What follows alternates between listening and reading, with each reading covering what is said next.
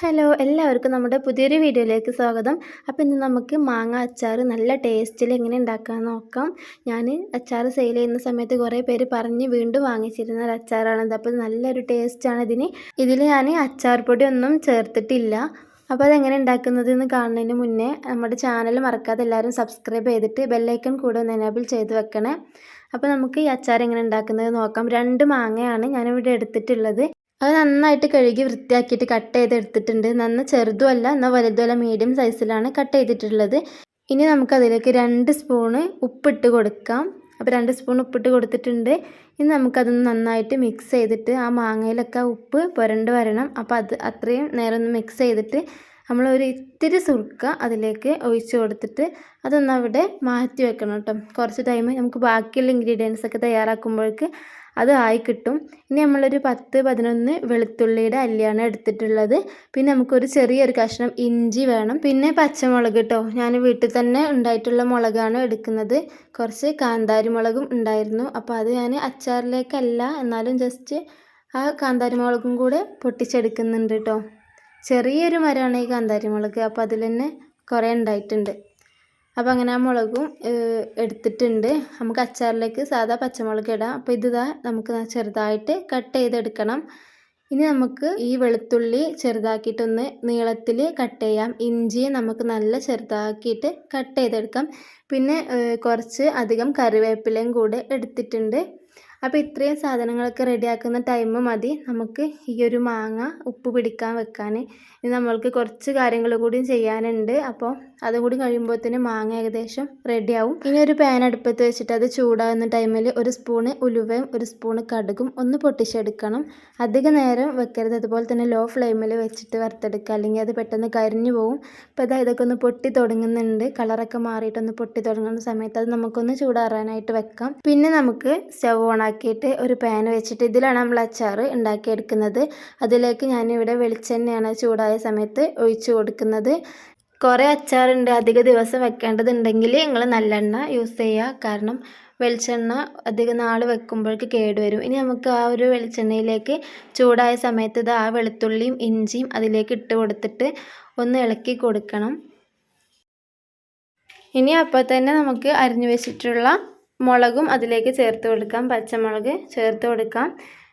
പിന്നെ ആ സമയത്ത് നമുക്കൊരു ഇത്തിരി ഉപ്പും കൂടി ചേർത്ത് കൊടുക്കാം കേട്ടോ. മാങ്ങയിൽ അത്യാവശ്യം ഉപ്പ് ഇട്ടിട്ടുണ്ട്. അപ്പോൾ അധികം ഉപ്പ് ഇതിൽ ചേർക്കേണ്ട. ഒരു ഇത്തിരി ഒന്ന് ഇത് വഴന്ന് കിട്ടാൻ വേണ്ടിയിട്ടുള്ള ഒരു ഉപ്പ് ചേർത്താൽ മതി. പിന്നെ നമ്മൾ എടുത്തു വെച്ചിട്ടുള്ള കറിവേപ്പില മുഴുവനായിട്ടും അതിലേക്ക് ഇട്ട് കൊടുക്കുന്നുണ്ട്. ഈ ഒരു അച്ചാറിന് നമ്മൾ ഇന്ന് ഉണ്ടാക്കിയതാണെങ്കിലും നമ്മൾ കുറേ ദിവസം വെച്ച ആ ഒരു ടേസ്റ്റാണ് കേട്ടോ കിട്ടുക. നല്ല അടിപൊളി ടേസ്റ്റാണ്. എന്തായാലും നിങ്ങൾ ഉണ്ടാക്കി വെക്കണം. അപ്പോൾ നമ്മൾ നേരത്തെ വറുത്ത് വെച്ചിട്ടുള്ള ആ ഒരു ഉലുവയും കടുവും നമുക്കൊന്ന് പൊടിച്ചെടുക്കണം. അധികം ചൂടാറുന്നതിന് മുന്നേ തന്നെ ഒന്ന് പൊടിച്ചെടുക്കുക. ഞാനിവിടെ ഒരു അമ്മിയിലാണ് പൊടിച്ചെടുക്കുന്നത്. മിക്സിയിൽ കുറച്ചായതുകൊണ്ട് മിക്സിയിൽ പൊടിച്ചെടുക്കുന്നില്ല. അപ്പോഴേക്കും നമ്മുടെ ഈ ഒരു ഉള്ളിയും മുളകും കറിവേപ്പിലൊക്കെ ഒന്ന് ജസ്റ്റ് കളർ മാറി വന്നിട്ടുണ്ട്. ആ സമയം അതിലേക്ക് 2 സ്പൂണ് മുളക് പൊടിയാണ് ചേർത്ത് കൊടുക്കുന്നത്. അപ്പോൾ മുളക് പൊടി നമ്മൾ ഇങ്ങനെ തന്നെ ചേർത്ത് കൊടുക്കുക. അപ്പോൾ അച്ചാറിന് നല്ലൊരു കളറ് കിട്ടും. നമ്മൾ കളറൊന്നും ചേർക്കാതെ തന്നെ ആ ഒരു കളറ് ചേർത്ത് അതേ ഒരു രീതിയിൽ നമുക്ക് അച്ചാർ കിട്ടും. ഇനി അതിലേക്ക് ചേർക്കേണ്ടത് ഒരു 1/4 ടീസ്പൂൺ മഞ്ഞൾപ്പൊടിയാണ്. 1/4 ടീസ്പൂൺ മഞ്ഞൾപ്പൊടി ചേർത്ത് കൊടുക്കുന്നുണ്ട്. എന്നിട്ട് അത് നമുക്ക് ഒന്ന് മിക്സ് ചെയ്ത് കൊടുക്കാം. ലോ ഫ്ലെയിമിൽ ഇട്ടിട്ട് വേണം നമ്മളിതൊക്കെ ചേർത്ത് കൊടുക്കാൻ കേട്ടോ, അല്ലെങ്കിൽ മുളക് പൊടിയൊക്കെ കരിഞ്ഞു പോവും. ഇനി നമുക്കതിലേക്ക് ഒരു 1/4 കപ്പ് സുർക്ക ഒഴിച്ച് കൊടുക്കാം. 1/4 കപ്പ് സുർക്ക മതിയാവും ഇപ്പോൾ. എന്നിട്ട് നമുക്ക് അതൊന്ന് ഇളക്കി മിക്സ് ചെയ്ത് കൊടുത്തതിന് ശേഷം നമ്മൾ കട്ട് ചെയ്ത് വെച്ചിട്ടുള്ള ആ ഒരു മാങ്ങ ചേർത്ത് കൊടുക്കാം അതിലോട്ട്. അധികം സുർക്ക അപ്പോൾ ആഡ് ചെയ്യരുത് കേട്ടോ. എന്നിട്ട് ഈ ഒരു മാങ്ങ അതിലിട്ടിട്ട് നന്നായിട്ട് മിക്സ് ചെയ്ത് കൊടുക്കണം. അതായത് ആ പൊടികളൊക്കെ ആ മാങ്ങയിൽ പിടിക്കുന്ന രീതിയിലൊന്ന് ഇളക്കി കൊടുക്കണം. നന്നായിട്ട് യോജിപ്പിച്ച് കൊടുക്കണം. ഇനി നമുക്ക് അതിലോട്ട് നമ്മൾ പൊടിച്ച് വെച്ചിട്ടുള്ള ഉലുവയും കടുകും ഉണ്ടല്ലോ, അതൊന്ന് ചേർത്ത് കൊടുക്കണം. ഞാനിവിടെ 1 സ്പൂണാണ് ചേർത്ത് കൊടുക്കുന്നത്.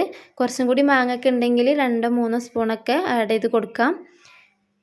അപ്പോൾ ഇനി ഇതിലേക്ക് ഞാൻ മെയിൻ ഇതിൻ്റെ ടേസ്റ്റ് എന്ന് പറയുന്നത് 1 സ്പൂണ് പഞ്ചസാര ചേർത്ത് കൊടുക്കുമ്പോഴാണ്.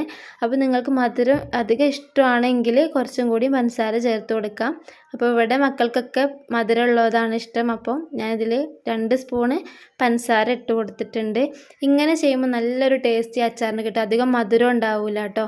ഇനി നമുക്കതിലേക്ക് ആവശ്യത്തിനുള്ള സുർക്കയും കൂടെ ചേർത്ത് കൊടുക്കണം. സത്യം പറയാലോ നല്ല അടിപൊളി ടേസ്റ്റാണ്. നമുക്ക് ഉപ്പൊക്കെ ചെക്ക് ചെയ്തിട്ട് ഉപ്പ് വേണമെങ്കിൽ പിന്നെ ആഡ് ചെയ്ത് കൊടുക്കാം.